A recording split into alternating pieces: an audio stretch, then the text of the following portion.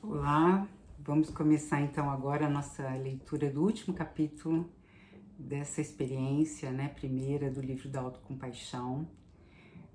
A gente fez cada capítulo, os comentários sobre os capítulos, né, e também disponibilizando uma prática equivalente a cada capítulo e pela resposta, né, que eu tô tendo pelas pessoas do YouTube, principalmente onde o vídeo é completo. No Instagram eu faço pílulas do vídeo do YouTube, né, de cada capítulo. A receptividade foi muito boa, então a gente deve continuar. Mas vamos lá para o último, vai falar de um tema também interessante, que é a autoapreciação, né? Então a gente já viu autoestima, autocompaixão, autogentileza, e agora a gente vai ver o que a Christian Nuff tem a nos dizer sobre autoapreciação, né? E aí ela lança uma questão que eu vou começar por ela, que é por que é mais fácil ver os nossos defeitos do que as nossas virtudes? Por exemplo, a nossa dificuldade em aceitar elogio, a gente chega a ficar constrangido sem saber o que dizer quando recebe um elogio, né? E o que está por trás dessa pergunta é o medo, né? O medo que sempre ele está relacionado a crenças limitantes, que a gente acaba adquirindo sem perceber e a gente executa isso. E essas crenças dizem respeito a restringir nossas virtudes para poder, quando a gente se dá bem, quando alguma coisa de sucesso acontece, a gente surpreende o outro. Então é uma surpresa, não é uma coisa anunciada, né? Também pela crença de que se a gente parecer muito confiante, muito autoconfiante, a gente acaba ficando exposto caso alguma coisa dê errado. Então esse é um mecanismo de defesa para também nos proteger da possibilidade de algo dar errado, a gente se retrai. Também o medo de ofuscar o brilho das outras pessoas. Isso parece uma coisa boba, mas não é. A gente tem, quando tá contando alguma coisa, ou quando tá se dando bem, ou quando a gente brilha mais que os outros, existe uma preocupação de ofuscar as outras pessoas, né? Isso dentro do campo saudável, né? Lógico, das relações, né? E também o medo de ficar isolado, baseada no pressuposto de que o sucesso ele isola a gente, ele coloca a gente num lugar de solidão, né? Então, juntando tudo isso, além disso, tem o medo da gente parecer egoísta se a gente começa a ressaltar as nossas qualidades.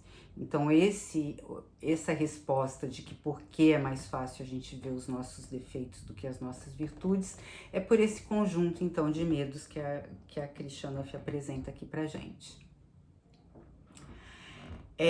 Então, ao longo da nossa vida, o que acontece é que a gente cultiva o ato de se botar para baixo, né? Fica estranho para a gente reconhecer as nossas qualidades, os nossos pontos fortes para os outros, para grupos e às vezes até para a gente mesmo. A gente também tem um padrão, a gente já viu isso no decorrer do livro, né, de alimentar sentimentos de inadequação. Então a gente tem um apego, uma predominância de se fixar naquilo que é problema, naquilo que não dá certo, daquilo que não é virtude, daquilo que, portanto, é falta de virtude, né, aspectos indesejados. E isso torna a visão dos nossos valores e virtudes assustador. Então, mais uma vez, o medo de se confrontar com aquilo que tá tudo ótimo, que é aquilo que a gente já tem de bom, que é aquilo que a gente já tem de qualidades, né?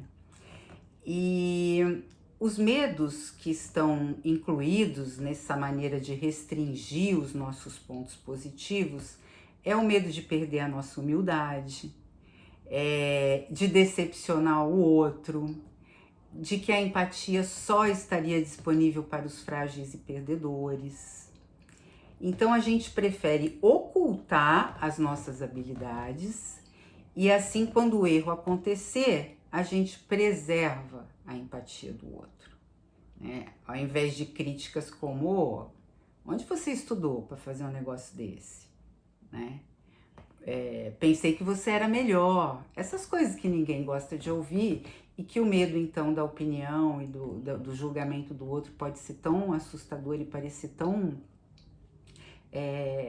terrível, né? Aniquilador, que a gente opta, então, por restringir os nossos pontos positivos, as nossas virtudes, as nossas qualidades. A gente tem essa predominância de encolher para não causar desconforto aos outros, o que parece uma loucura, parece uma aberração, mas que é muito mais comum do que a gente pode imaginar, né?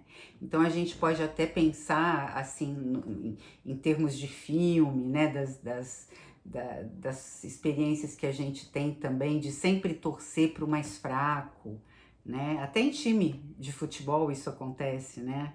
Na Copa, quando o Brasil sai, a gente acaba sempre torcendo para aquele que tem menos chance. Então, existe um culto, né? De uma forma geral, a gente... O mais fraco, ele tem apoio. O mais forte não tem apoio. Seria basicamente isso. Então, o medo de não ter apoio, de não ser acolhido, de não ser inserido, incluído, tudo isso faz com que a gente vá então retraindo e deixe de mostrar os nossos poderes, as nossas virtudes. E aí ela coloca então essa cultura competitiva e o medo da autoestima, que isso são duas coisas que se entrelaçam, né? A cultura competitiva a gente é incentivado a desejar, querer estar acima do outro. Então, a cultura competitiva, ela pressupõe um egoísmo na medida em que eu foco em mim para ter mais atributos, para ter mais condições de vencer uma disputa, né? E essa disputa é sempre com o outro. A desvantagem que a gente tem nessa corrida pela autoestima elevada seria se sentir separado do outro. Então, ao reconhecer a minha superioridade diante de alguém, significa que a gente já não pode mais se relacionar como igual. E o desejo e o medo da autoestima dificulta nós sermos e sentirmos confortáveis na nossa própria pele. Então, no final das contas, é um belo de um paradoxo, porque a gente deseja ter autoestima alta, existem programas escolares, como a gente viu durante o livro, né, que tentam fazer isso com crianças, para elas terem autoestima alta e conseguirem vencer a timidez e tudo mais. E por outro lado vem esse medo avassalador, junto com a conquista de uma autoestima elevada. E fazendo com que a gente fique desconfortável na nossa própria pele. Na medida em que eu percebo uma qualidade em mim que se destaca em relação aos outros, se eu colocar isso em prática, então eu posso ferir, eu posso magoar, eu posso fazer com que o outro se sinta inadequado. Só que esse próprio processo nos deixa desconfortáveis na nossa própria pele. A gente também fica desconfortável de uma forma geral em não assumir, em não poder ter espaço para assumir as nossas qualidades. Então, a gente concentra, baseado nessa lógica, no que é ruim em nós mesmos. Olha só, né? Para nos sentirmos bem com a gente mesmo, querer passar essa imagem do herói modesto, né, do filme, e a gente começa a rejeitar a aproximação com o narcisismo, né? Porque realmente ninguém gosta de narcisistas a não ser eles próprios, né? Mas a gente tem esse medo, então, baseado nessa indisposição que a gente tem em se relacionar com alguém que se acha, digamos assim, existe uma preocupação e o cuidado com relação a gente também externar as nossas potencialidades, né? Eu me recuso a alimentar ou a destacar minhas características positivas. Mas o que ocorre é que dentro desse mecanismo complexo, muitas vezes contraditórios, muitas vezes paradoxais, entre querer ter autoestima alta, que é uma máxima da nossa sociedade, e ter medo de perder a humildade, que seria o medo do isolamento, fica aí peças que não se encaixam. E também reforçando uma forçação de barra, uma coisa desproporcional, para a gente poder estar sempre preocupado com aquilo que não vai bem, muito centrado nos nossos defeitos e com muito pouca margem para a gente poder assumir para a gente mesmo e até para os outros que sim, tem coisas que a gente é bom, tem coisas que a gente é ruim, mas também tem coisas que a gente é muito bom. Isso é ótimo para mim, é ótimo para as pessoas, é ótimo para o universo do trabalho onde eu atuo. Então, esse ajuste entre a gente querer ser humilde e explorar as nossas potencialidades é uma coisa que a Christian Nuff traz nesse capítulo e que a gente realmente precisa refletir criticamente sobre isso para poder chegar a algum consenso, né? Segundo William James, que é um dos fundadores da psicologia ocidental, né, o princípio mais profundo da natureza humana é o desejo de ser apreciado. Então, todos nós temos um desejo de reconhecimento, um desejo de ser reconhecido por aquilo que a gente acerta, de fazer a diferença em ambientes de trabalho, de fazer a diferença na vida de alguém. Então, essa forma de apreciação, de ser apreciado, é uma busca, desde sempre, né? Mas na perspectiva da autocompaixão, existem algumas diferenças que talvez aí a gente encontre algum equilíbrio, né? E apreciar, então, na perspectiva autocompassiva, o que é bom em nós mesmos, ou seja, as nossas qualidades, faz parte da nossa humanidade compartilhada. Todos têm problemas e sofrem, sim, mas também todos têm qualidades e virtudes. A gente pode saciar essa nossa profunda necessidade de apreciação sem depender tanto dos outros. Então, o livro ele transcorre o tempo todo dizendo que a gente não pode contar com os outros o tempo todo para manter a nossa autocompaixão em dia. E por isso, a própria prática da autocompaixão nos ajuda a chegar nesse lugar de refúgio interno, onde a gente mesmo se alimenta dessa atenção plena na humanidade compartilhada.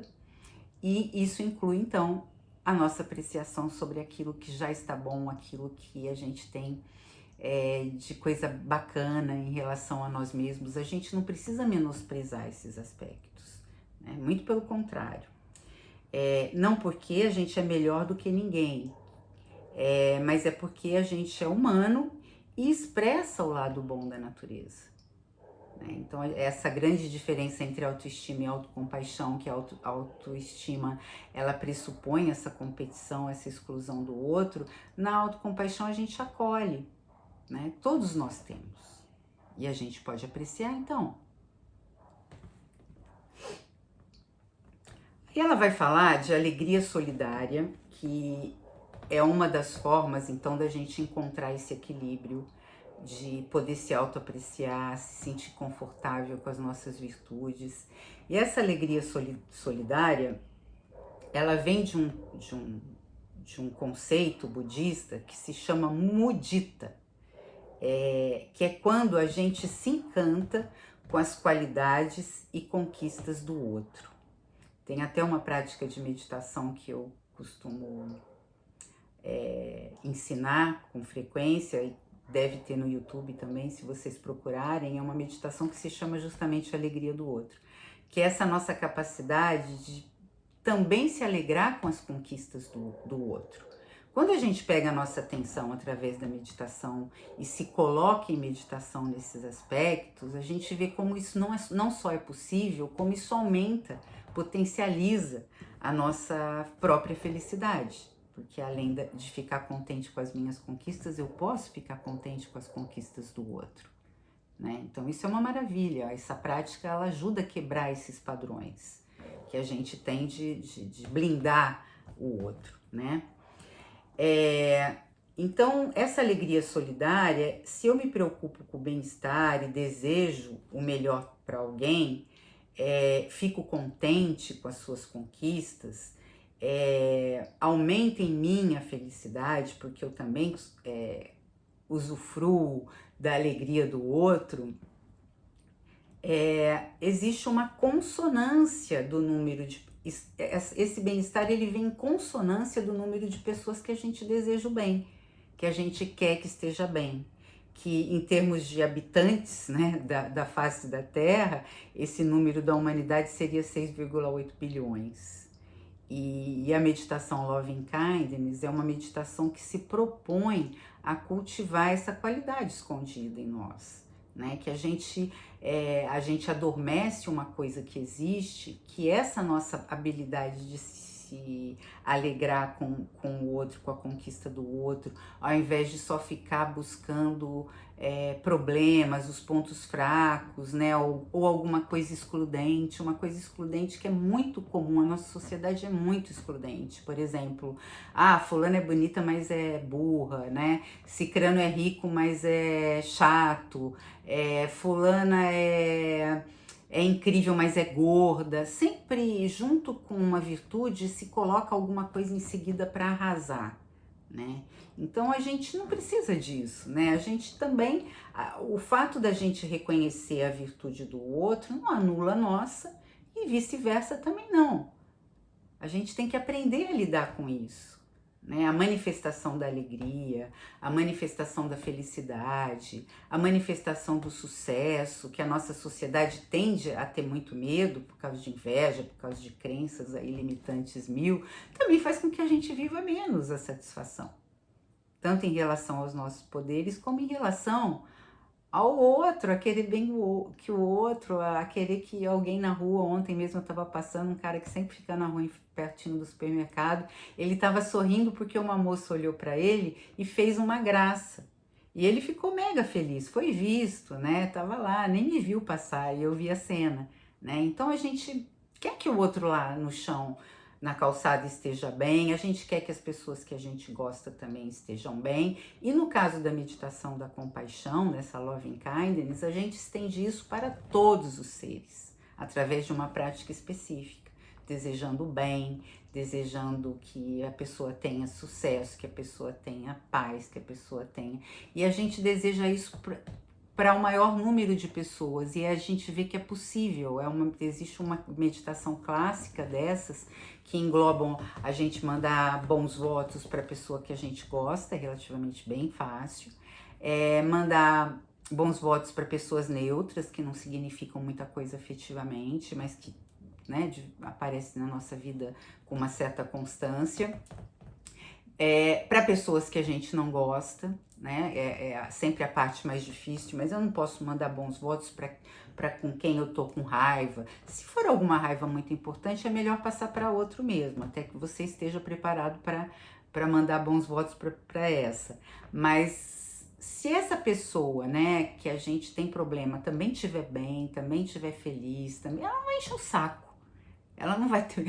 Quem tá bem não perde tempo aborrecendo nem atazanando a vida do outro, né? Então, até por isso. E também desejar pra gente, né? O bem-estar para nós mesmos, né? Então, essa prática é uma prática poderosa, destacada, que busca acessar justamente isso, a alegria solidária, ou a alegria do outro, para multiplicar a nossa, né? E por que qualidades dos outros é perturbador pra gente? Porque vamos combinar que isso é verdade, né? Se não essas revistas de fofoca que pegam e pinçam assim os aspectos mais assim desconcertantes, né? Principalmente das celebridades, pega o ângulo ali da celulite, pega a roupa que engordou, pega o cabelo desgrunhado, né? Então essas qualidades, quando a gente vê alguém muito perfeito, muito harmônico, muito certinho, é como se a gente perdesse o eixo, assim, como se alguém lindo pudesse nos lembrar da nossa feiura, né? Alguém inteligente pode nos remeter à nossa ignorância. Sofrer quando os outros brilham é uma percepção comum. isso é verdade, né? Isso é muito contemporâneo. E provavelmente isso tem muito a ver com essa sociedade que prima pela concorrência, pela competitividade. Então, o foco na autoestima, ele inclui isso, né? Para eu ser melhor, eu tenho que excluir o outro, seja em que aspecto for, né? E a visão da autocompaixão, então, ela inclui, eu não preciso fazer essa comparação para eu poder me sentir melhor que o outro, né? Eu posso colocar todo mundo aí nessa humanidade compartilhada, né? Que vai ter momentos que a gente vai estar mais equilibrado, isso inclui o nosso corpo, inclui a nossa aparência, e outros momentos não, né? Então essa desconexão com o senso de humanidade comum que se propõe à sociedade competitiva, né? A sociedade competitiva sempre nos manda essa mensagem de que a gente deve ter algo diferencial, algo, sabe, muito destacado em relação ao outro. Então isso sempre é um lugar de colocar a gente de uma forma isolada, né? Em relação a todos os outros. E o nosso senso de humanidade compartilhada, então, ele se desfaz a partir dessa ideia. E então, nesse aspecto da autoapreciação desse capítulo, a mensagem é que a gente é parte de um todo muito maior, né?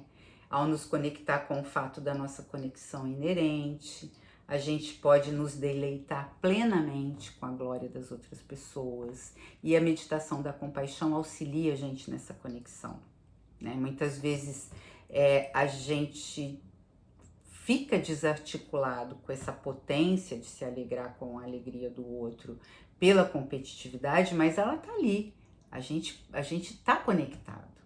A gente não deixa de se conectar por causa que tem um dispositivo desse na sociedade contemporânea, né? Ver o outro como uma ameaça é que o treino da meditação, então, se propõe a derrubar, a desfazer, que seria uma crença limitante, né? Se a gente deixa de observar e enxergar qualidades positivas, como aparência, inteligência, humor, por exemplo, nas pessoas, a gente deixa de prestar atenção, a gente deixa de se encantar, a gente deixa de se alegrar.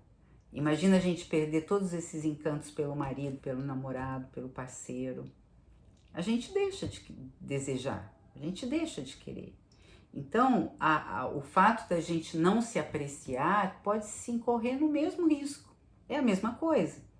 Se eu estou sempre disposta a me desqualificar e a não reconhecer as minhas qualidades, eu posso me tornar desinteressante no sentido de não conseguir ver com atenção aquilo que está funcionando. Se eu não vejo, se eu não dou atenção para as coisas boas, para os meus poderes, para as minhas qualidades, eu deixo de me alegrar com elas também. Eu deixo de ter satisfação. Eu deixo de exercer a capacidade de desfrutar dessas potências. E às vezes até de exercê-las na sua plenitude, né? Aquela história de se encolher para caber na vida de alguém. Não, isso nunca dá certo. Mas é um mecanismo que se usa com alguma frequência. Tá? Então, as raízes da autoapreciação, ela coloca em 3 conceitos, né? Que é a bondade, a humanidade comum e a atenção plena. Então, quando eu aplico essas qualidades, por exemplo, e direciono minha atenção ao sofrimento do outro, eu estou exercendo compaixão. Quando eu aplico, né, a minha bondade e a minha humanidade comum, dando atenção ao meu sofrimento, eu sou autocompassivo. E quando eu direciono bondade e destaco as qualidades do outro, eu estou apreciando. E quando eu dirijo essas bondades e essas qualidades de reconhecer aquilo que é legal em mim, bacana em mim, eu estou me autoapreciando. Então seria basicamente isso, tá? Eu desejo que o outro se livre do sofrimento, eu estou sendo compassiva. Eu desejar que eu mesma me livre do sofrimento, eu estou sendo autocompassiva. Eu desejar o bem para o outro, a bondade para o outro, né? Eu estou aplicando a bondade amorosa, apreciação, e eu aplicar essa bondade na minha direção, eu estou dirigindo a compaixão para mim, para eu mesma, no sentido de me dar a bondade que eu preciso e mereço, né? Todos nós merecemos.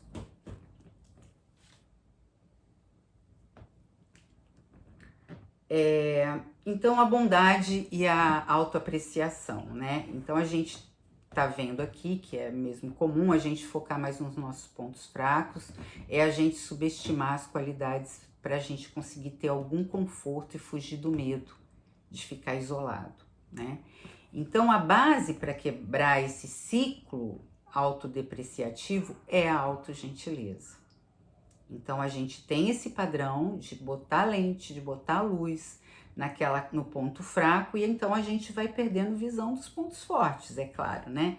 Mas com gentileza, que seriam as práticas de autocompaixão todas propostas nesse livro, inclusive nesse capítulo que eu vou também gravar para você, é o reconhecimento de que as minhas habilidades e poderes ajuda também a exercê-los na plenitude. Porque se eu tô toda hora, né, tendo que vestir esse herói, sabe, fracassado, eu tenho que...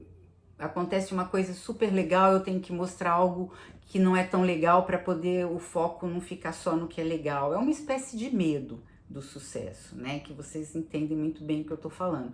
Com isso, a gente também deixa de investir nas nossas potências, né? Esses receios, eles limitam também a execução. A gente botar para quebrar sim, ser tão poderoso quando a gente puder, botar os nossos poderes para funcionar na exata proporção do que seja possível, né? Essa liberdade a gente constrói com gentileza, com autogentileza, né? De se permitir dar luz para aquilo que você tem de bom, para aquilo que você tem de potência, e botar para quebrar, botar a potência para funcionar, não ficar tão presa a esses juízos e essas crenças limitantes de inveja e não sei o que vai, sabe, atrofiando as nossas expressões mais genuínas, né, como essa. A gente não precisa se autoelogiar em voz alta, né, mas a gente pode fazer isso na própria meditação, reconhecendo, né, o cultivo da gratidão. Quando a gente faz todas as práticas de Loving Kindness, elas têm um pilar muito forte na gratidão. E quando a gente agradece, é um reconhecimento daquilo que está bem, daquilo que já vai bem, que eu não preciso consertar, né? Aquilo que eu tenho realmente de um dom, uma característica, né, que pode beneficiar as pessoas ao meu entorno. Isso tem que ser expresso com mais liberdade e tanto quanto possível.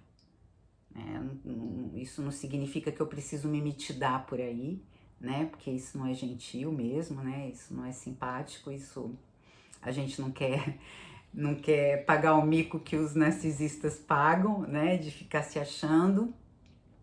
Ter sim, né? Um equilíbrio que sabe que tudo na vida, inclusive, é cíclico.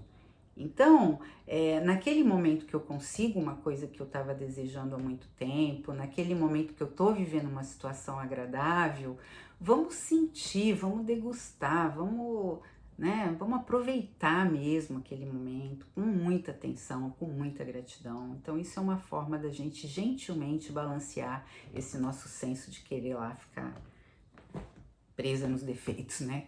Ele existe, mas a gente não precisa ficar focada neles assim, né? Se a gente valorizar o lado positivo dos outros e não o nosso, a gente cria uma divisão ilusória entre eles. Então eu posso muito bem ser capaz de valorizar e me alegrar com as conquistas do outro, mas eu não sou capaz de fazer isso comigo? Como assim? né? Isso está justo? Isso não é justo, isso não é sequer, sabe, sensato que se faça. E, no entanto, a gente precisa estar atento, porque senão é exatamente isso que a gente faz. A gente não consegue atribuir valor a nós mesmos, ou seja, a gente não consegue se autoapreciar. E isso é uma triste vida, se a gente não consegue ver graça na gente, né? O que a gente faz quando a gente não consegue ver graça em alguém, né? Então, aí a gente pode estar fazendo isso com a gente, não é triste? E se for uma vida inteira? Puxa, né? Que desperdício, né? De vida. E aí o Thich Nhat Hanh, que é aquele monge bem famoso, né, do budismo zen, que morreu recentemente, ele tem uma frase que eu achei linda. Você é uma manifestação maravilhosa. O universo inteiro se uniu para tornar a sua existência possível. Não é verdade? Olha que coisa mais linda, né? O Thich Nhat Hanh trazendo isso, né? Como a importância da gente autoapreciar, né? A gente é único, realmente. Quantas coisas dentro do universo todo, incluindo os nossos pais, né? Tiveram que se encaixar, dar certo, todas as corridas lá, dar certo pra gente estar aqui, inclusive vivos até hoje, né? Envolveu o amor e cuidado dos nossos pais, orientação dos professores, a generosidade dos amigos. Apreciar todas as nossas qualidades é uma expressão de gratidão, portanto, por tudo isso que deu certo, por essa conspiração do universo, né? Eu adoro falar essa frase, quem me conhece sabe. Então, o universo conspirou para a gente nascer, para a gente estar aqui, para a gente trocar, para a gente exercer, para a gente ser feliz, né? Então, a gente precisa dar atenção para isso, sob pena da gente não perceber. E não perceber as coisas que estão bem, as coisas que deram certo, é deixar de se alegrar. É um preço alto, vocês não acham? Eu acho. Então, a atenção plena e autoapreciação é reconhecer e prestar atenção. Quando tentamos esconder as nossas qualidades, deixamos de estar atento a elas e às suas expansões. Então, se eu fico o tempo todo reduzindo o que eu faço, né, menosprezando aquilo que eu consegui, não reconhecendo as minhas qualidades, né, elas vão deixar cada vez mais de se manifestar. É uma lógica. Né? Então, esse condicionamento de focar no que é negativo é o nosso estado de alerta, que a gente já falou isso em outros capítulos, né? Para a gente perceber problemas em uma situação de sobrevivência. Então, quando a gente precisa sobreviver, é lógico que quando a gente vai fazer um projeto, por exemplo, né, a gente tem que colocar o máximo de coisas ruins que podem acontecer para poder achar soluções para aquilo antes de acontecer. Ok, isso é uma maravilha, né? A gente ter esse raciocínio hipotético dedutivo, essa possibilidade de migrar para o futuro, dar uma voltinha no passado para poder fazer as coisas melhorarem, mas o que eu tô falando aqui é um pouco diferente, a gente se fixar na fraqueza, né? Ignorar as nossas potências, como a nossa boa saúde, a boa mãe que a gente é, a bela carreira que a gente tem. Se a gente fica só obcecado pela fraqueza, a gente tende a ter uma vida muito sofrida, né? A gente precisa colocar nessa conta as coisas que estão ok, as coisas que são lindas, as coisas que estão dando certo. Se existe uma tendência para levar a gente para o negativo, por um mecanismo até de sobrevivência, a gente precisa então trabalhar o outro, porque em termos de vida a gente está a maior parte do tempo em condições de desfrutar as belezas, né? Em condições de desfrutar as coisas boas.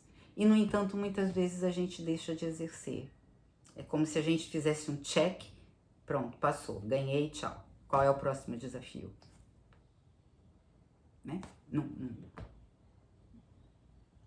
Não sente a felicidade do que está dando certo? Isso não é correto, né? Então, a atenção plena, que seria, né, em última instância, então, a meditação, nos permite incluir as qualidades sem exagero. A própria meditação, eu sempre digo, a maior qualidade dela é a expansão da consciência, né? O relaxamento é uma coisa legal, mas não é o principal.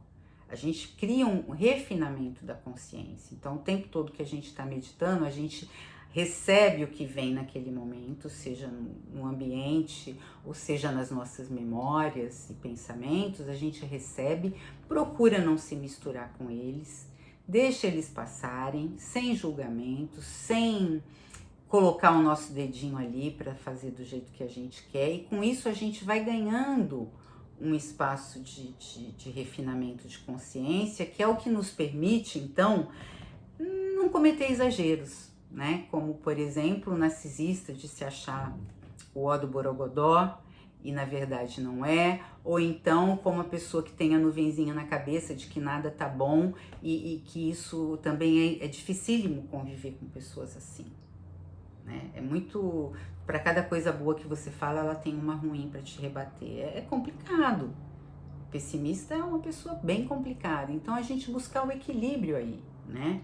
Essa consciência, então, de permitir ver as coisas boas e as coisas não boas como parte da existência, da nossa existência. Isso pode acontecer, né? Então não adianta a gente também se deslumbrar em determinismos, né, de fracassos ou de glórias, porque elas são impermanentes, como tudo, né? Então, autoapreciação e autoestima, elas têm coisas em comum. Por exemplo, ambas envolvem aspectos de qualidades, né? Então, na autoapreciação, eu me baseio na conexão. Ver nossa semelhança com todos os seres e que todos nós, então, temos pontos fracos e pontos fortes. Já a autoestima, ela se baseia na separação, ela compara. Eu tenho um ponto que o outro não tem, que é melhor que o outro, né? Na autoapreciação, não tem julgamento, é o reconhecimento de que nós somos um processo em constante mudança. Já na autoestima, é um julgamento de mérito, uma rotulação para capturar um aspecto. Por exemplo, eu sou magro, eu sou rico, eu sou bonito, eu sou foda, né? E na autoapreciação, a gente nunca pode ser definido totalmente, nem pelo negativo, nem pelo positivo. Então, na autoestima, a gente projeta uma identidade e não o reconhecimento de quem a gente realmente é. Muitas vezes é aquilo que a gente gostaria muito, mas não é, e aí fica aquela forçação de barra, né? Então, é basicamente a gente achar esse equilíbrio aí, da gente poder reconhecer sem ficar preso a um estereótipo, sem ficar refém dele, né? Não tem a autoapreciação, ela não tem essas amarras. Ela está conectada com a humanidade toda, compartilhada de todos os seres humanos, com seus pontos fracos e fortes e com a alternância de bem-estar e mal-estar ao longo da vida, né? Eu posso estar muito bem agora, no momento não. Eu posso estar magro agora, no outro momento não. Eu posso estar rico agora, no outro momento não. Eu posso estar me sentindo muito fodênica agora, mas no outro momento não. Não tem essa ilusão de que eu sou uma coisa estática, né? E aí a questão que há sempre coisas maravilhosas pra gente apreciar, como por exemplo, andar, comer, fazer amor, abraçar um amigo. Não existe nenhuma condição excepcional para isso acontecer. Isso está na nossa vida toda hora, todo instante, né? Todos compartilham essa habilidade. Então, essas coisas simples do dia a dia, a tendência é a gente valorizar quando perde. E isso é uma coisa muito dramática, né? Ela até comenta, a gente não precisa, sabe,